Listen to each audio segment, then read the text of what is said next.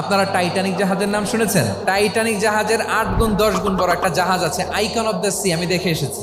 Royal Caribbean দেখে এসেছি। সাগরের সামনে জেটিতে যখন দাঁড়ালাম, জাহাজটা যখন যায়, আমার মনে হচ্ছে একটা শহর, পুরো একটা শহর মনে হয় পানির উপর দিয়ে ভেসে যাচ্ছে। পড়েন সুবহানাল্লাহ। এই যে আইকন অফ দ্য সি, এই জাহাজটা, এটার ভেতরে স্টেডিয়াম আছে, সুইমিং পুল আছে, রেস্টুরেন্ট আছে, 3000 4000 রুম বিশিষ্ট, কক্ষ বিশিষ্ট হোটেল আছে।